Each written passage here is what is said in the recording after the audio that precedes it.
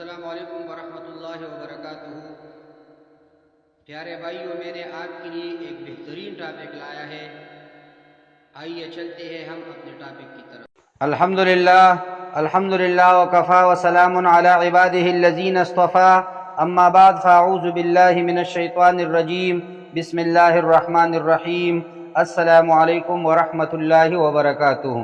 ہمارے آج کے موضوع ہے لقمان حکیم کی نصیحتیں اور ایک قصہ۔ پیارے بھائیوں، بعض کتابوں میں لکھا ہے کہ حضرت لقمان نے فرمایا ہے کہ میں نے 4000 نبیوں کی خدمت میں حاضری دی ہے، اور ان پیغمبروں کے مقدس کلاموں میں سے 8 باتوں کو میں نے چن کر یاد کر لیا ہے، جو یہ ہے: نمبر 1، جب تم نماز پڑھو تو اپنی دل کی حفاظت کرو۔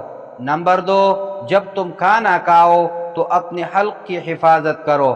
نمبر 3، جب تم کسی غیر کے مکان میں رہو تو اپنی آنکھوں کی حفاظت کرو۔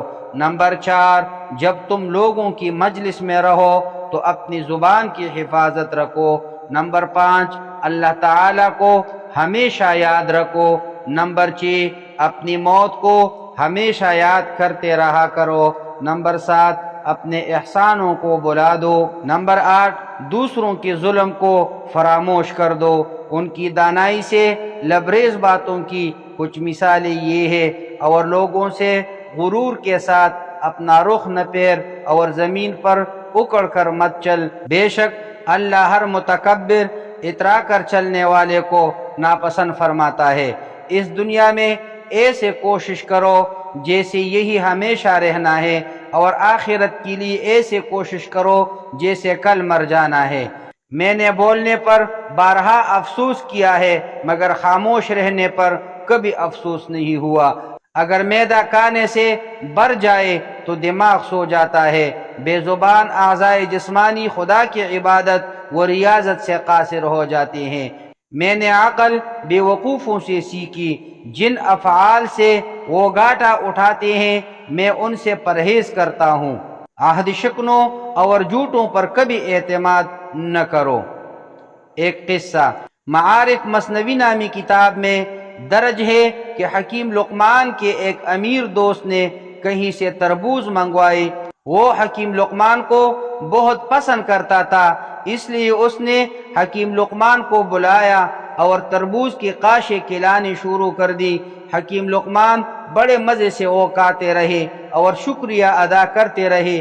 جب ایک حصہ تربوز رہ گیا تو اس امیر آدمی نے کہا کہ اب میں بھی تو کھا کر دیکھوں کہ یہ کتنا میٹھا ہے جو آپ بہت خوش ہو کر کھا رہے ہیں۔ جب اس نے تربوز کھایا تو وہ انتہائی کڑوا تھا اور کھانا تقریباً ناممکن تھا۔ اس نے حیرت سے پوچھا کہ اے لقمان، آپ یہ کیسے کھا رہے تھے؟ انہوں نے جواب دیا کہ اے دوست، آپ کے ہاتھوں سے سینکڑوں اچھی چیزیں پائی ہیں جن کی شکرانہ سے میرے کمر جھکی ہوئی ہے۔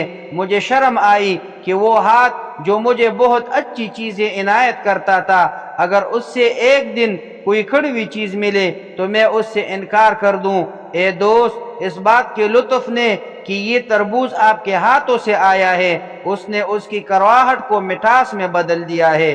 اس بات سے یہ سبق ملتا ہے کہ اللہ نے انسان پر بے شمار نعمتیں نازل کی ہے، چنانچہ اگر انسان کو کچھ تکلیف ملے تو فوراً ناشکرہ بن کر شکایت نہیں کرنا چاہیے۔